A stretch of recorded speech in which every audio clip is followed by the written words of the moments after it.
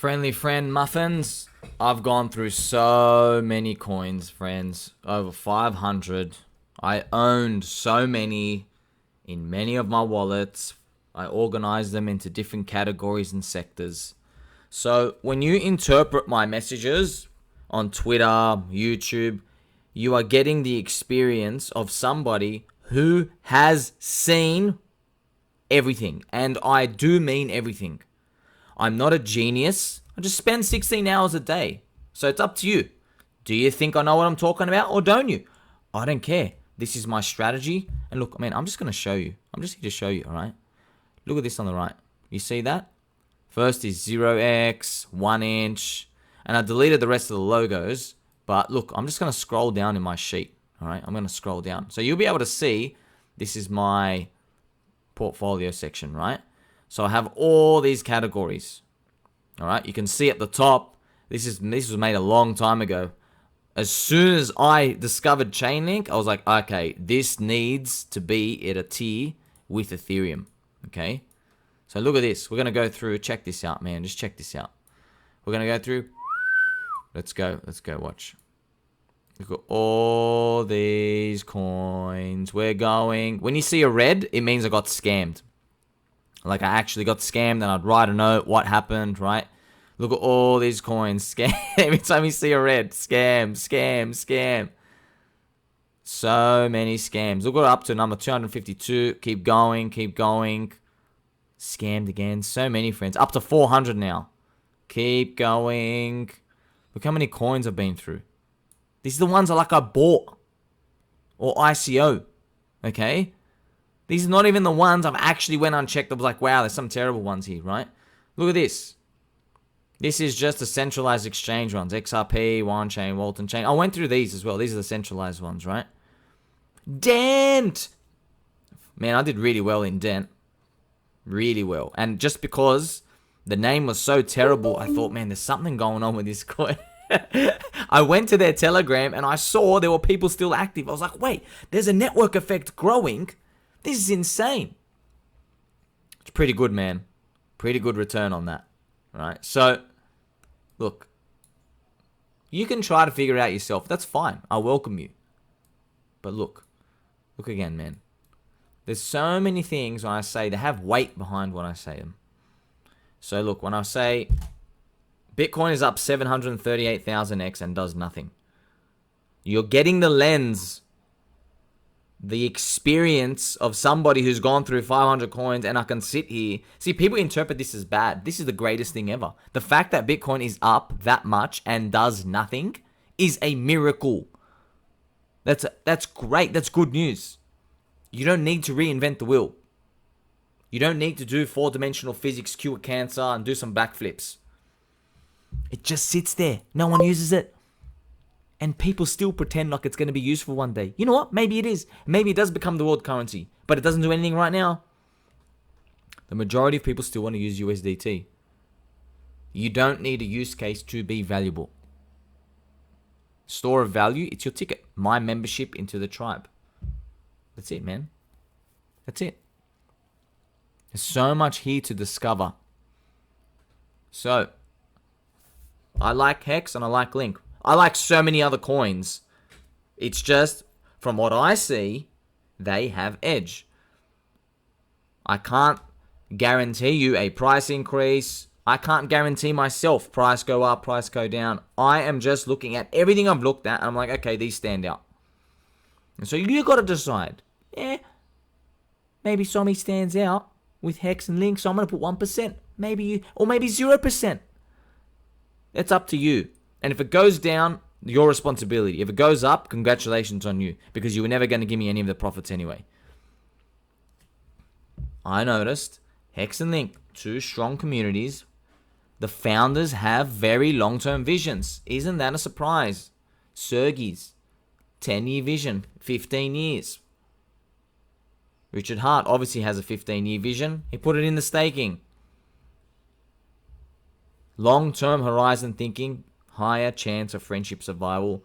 And they're both hexagon logos. Isn't that a coincidence? Something to think about. Okay? I'm not going to get the next 1000x with like heavyweight. I don't know what they're going to be. But from what I can see, these things have edge. I can sleep comfortably at night. So it's not about is something going to go up or down. It's can you sleep comfortably at night? And do you understand why things even go up in the first place? We all know as the network gets bigger, people buy. So is the community and the coins you're in, are they getting more members into the community? Are they doing it? If they are, well, let's see how the experiment plays out. And if they're not, if it's fading into irrelevance, danger. Some coins are recruiting people and some others aren't. You have to check. If you're going to buy a coin just because you think this application is going to get people in the future, I'll tell you right now, after 500 coins, I can now firmly confirm to you that's not a good enough strategy. I thought it would be. That's why I bought them. I thought, hey, let's try this and try that. What works the most? What didn't work? What failed? I started jotting down notes, and my brain just absorbed everything that worked. I'm like, wow, okay. Go back to Bitcoin. That's why I made this Bitcoin tweet, man. I make these for a reason. It's literally up this much and does nothing. It's the community. It's a network effect. Satoshi law. You watch my videos on Bitcoin.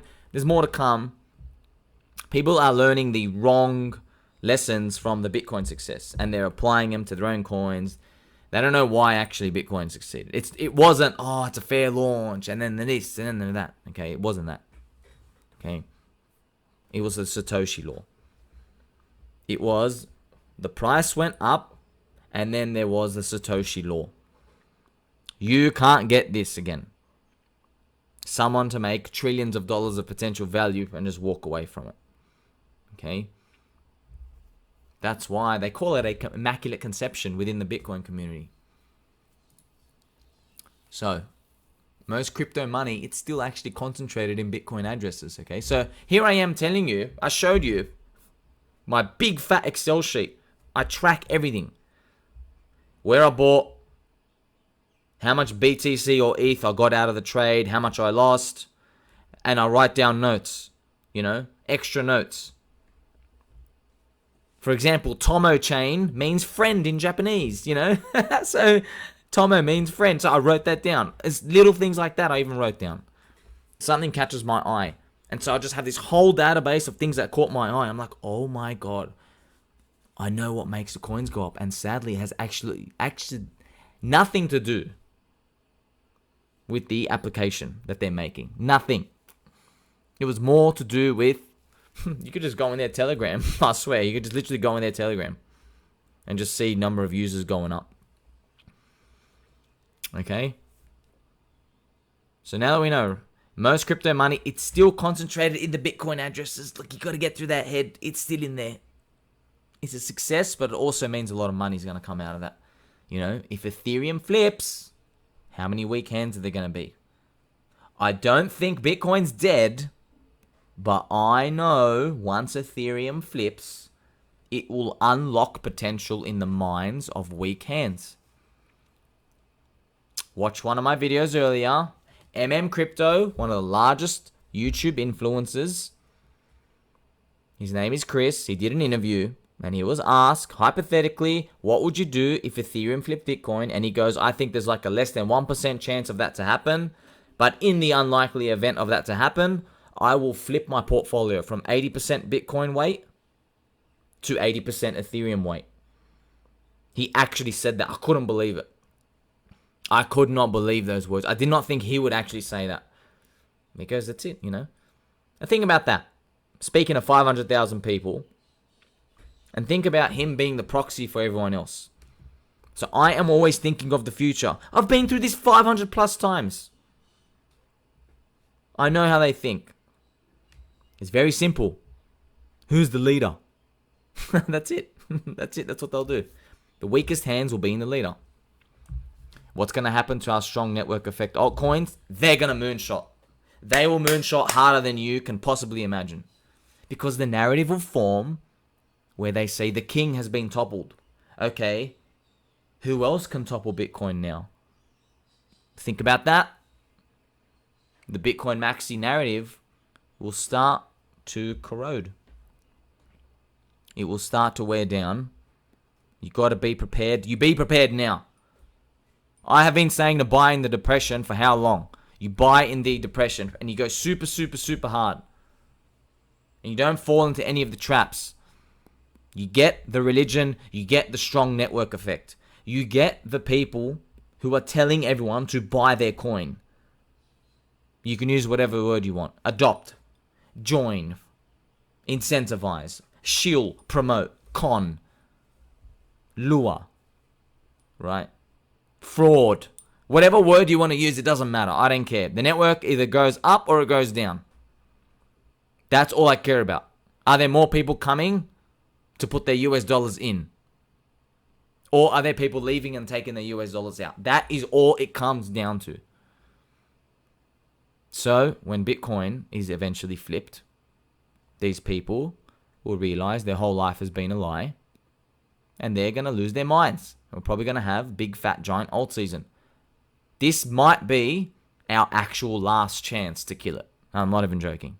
Like your actual final last chance. Like the final euphoric blow off top of crypto. Okay?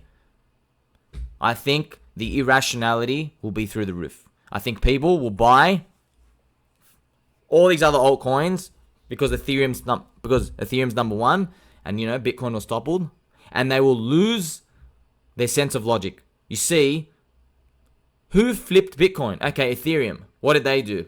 General purpose blockchain for the world. Top tier blue chip asset.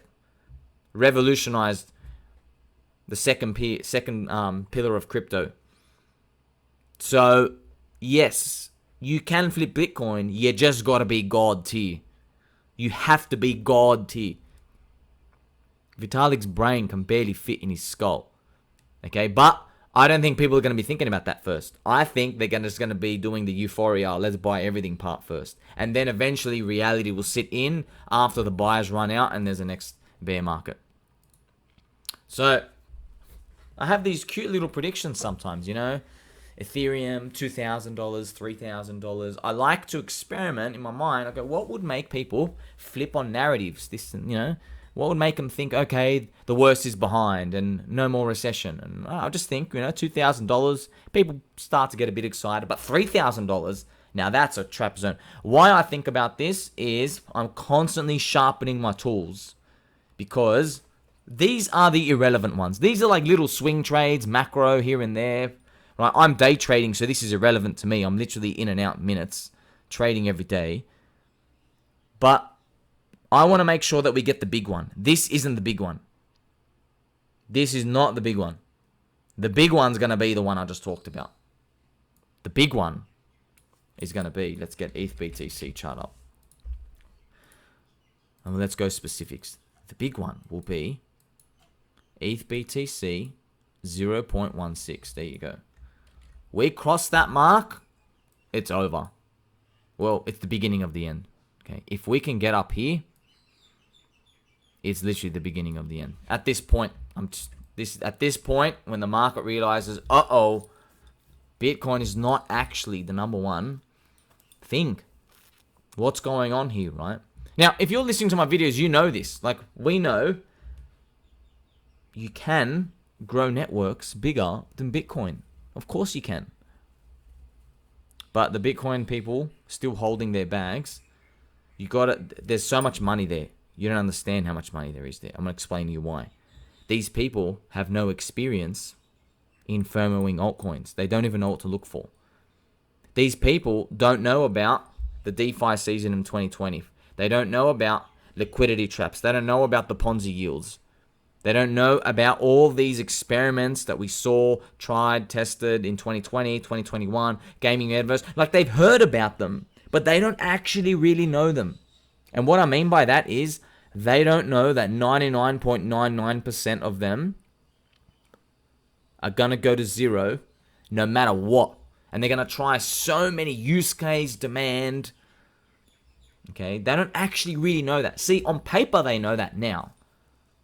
But when Ethereum hits number one market cap. These Bitcoin holders of the weak hands, their actions will just show us that they don't know what they're doing at all. I think they're not just going to buy Ethereum. They're going to buy other stuff. Okay? That's what's going to happen. And that is probably where we're going to see irrationality through the roof. Now, that'll be great. It'll be fantastic. This is your one home run shot. If this event plays out and we have the biggest alt season that brews up out of this, which eventually develops from that, it would be great if it happens on the break itself, but we don't know. This might be an actual last shot. And unfortunately, it's going to get a lot of people trapped because we're going to have the most amount of money. There's the most amount of smart people who are going to make the most amount of YouTube videos and interviews and Twitter posts, and they're going to convince everyone with very good, sound, rational arguments why this time's actually different, for real, and that, we found ways to get underlying demand and utility out of the blockchain. And they will think that's enough to keep prices from going down, and I'll tell you that's not. And let me tell you something right now. Let's go back. My final message, all right? This is the final part. I'm going to tell you something right now. Let's go back to the daily chart. I'm going to take you back to DeFi season 2020. And I will never, ever forget this experience in my life. Ever. Ever. What happened was, DeFi season happened, right? And then it actually stopped here. DeFi season, everything exploded, all right? Went up, went down. So a lot of altcoins, they actually did this chart, huge up and then actually down here, right? I will tell you right now, today, I am seeing interviews from people, smarty pants, who were very bullish during this DeFi season time. And I can confirm to you, because I know them and I read their papers, Medium articles, Substack or whatever, YouTube videos, Twitter posts, while they were saying this DeFi season is different. Okay? They were all saying that. They were saying, yeah, there's the food coins, but we've actually got all this other stuff and we've unlocked demand from people. People have realized, yes, we want yield, we want this, and we found the way to do it on the blockchain. And they were speaking about it as if this thing is sustainable everywhere. Like, there are some good blue chip DeFi projects and they're not going to be the ones that are garbage. If you go check their charts, go check Compound, even Wi-Fi, all these other coins still went 95% down against ETH. Absolutely crushed. Maker, everything. It didn't matter. It did not matter. It was all the same. They were basically polishing poop. And I remember this clearly. And now, the funny part is? This is the funny part and sad. I go read what they're saying. And when they describe that DeFi season, they go, of course it was unsustainable. Of course, man, Now they look back in hindsight. They're so rational now. Yes, of course it was not going to work because of X, Y, and Z, The yield wasn't sustainable and you needed money coming in and everything's open source. Of course. Now that's very, very sad to hear because that means they're going to do it again in the next one. Now, they're not malicious or anything. This is just humans. Because, these people want to be public figures. They want to come out and they've got to fool you into thinking that they always know what's going on, what they're always talking about. But they don't. They don't know crap. Okay? Someone knows what they're talking about when they're talking about the exits before they get in. All right? So many coins, I knew about the exit before I got in. Okay, everything. I know, hey, I'm already thinking about the exits. There's a time exit, a bit of TA. There's some round numbers for Bitcoin and Ethereum. Before I get into anything, I already know, yep, there's a timer on this. Do you execute on it? That's another thing. So this DeFi season, a lot to learn from that. And don't worry about gaming, metaverse, NFTs. They were so obviously going to be short-term people coming in. This DeFi season, a lot of lessons. Because DeFi relates to Wall Street. And Wall Street deal with numbers. And that's where you think in your mind, the numbers don't lie, right? So if you're earning revenue and people are coming in and there's treasury these words make you think that this thing is sustainable and there's infrastructure and that there's an institution behind this and that there's like people and there's a DAO and there's voting, all these things. You get the illusion that there's like a pillar and it can't be broken down. This is all a load of shit. Complete bullshit. None of it matters. They're all just words thrown out. It's people like relaying the Ponzi to each other, but just using different words. It's all a load of crap. Everything runs out of buyers eventually, and everything will come down. Human fear and greed. That's it. It doesn't matter what it is. So never ever forget this DeFi season. So we're going back. Remember, I've been through, man. Look at this. Freaking over 500 coins, man. 500 coins, friends. So when I speak to you through this lens, I obviously am unbiased. I've seen 500 coins. I've seen so many. Every experiment. I know the language that they use. I know what the founders did. I know what the VCs behind them did. I know what they were posting on Twitter. I know how many enemies they made. I know a lot of them renamed people. They became anonymous. All angel investing. I know all these things. I know finding out, oh my God, these people are influencers from so-and-so community and they actually got angel investing, you know? You know how much I know the game, friends? I know the game so much that I know there are certain influencers on YouTube who, when the number of influencers given allocations goes above a number of like 3, I know that they never shill it. Because they just let everybody else do the hard work, the dirty work for them. I know this. I know who they are. I will never name names, but I know who they are. I saw it. Oh my God, this is a pattern I noticed, right? So I don't see everything like, I'm not some sort of super machine that I know exactly the patterns to look for to make money, but these are just observations, right? I'm like, yeah, wow, how come I never saw this influencer talk about this coin? I go, look at the other ones. They had big such loud mouths. He played and pulled back. He didn't want to risk his reputation on this one, right? He let the other ones do it, and then he immediately pulls it off. You know, he just takes a step back. It's a dirty game, friends. It's a dirty game. That's why, to beat the game, you need to be in the community that's growing like a religion. If you're able to get in the religion, you increase the chances that you will get long-term buyers. And the only way for something to go up is a long-term buyer. Somebody who buys supply off the market today with no intention to sell for 3 years, 5 years, 7 years, 10 years. That's the only way for you to get that upwards drift. And now you've learned something. Till next time, friends.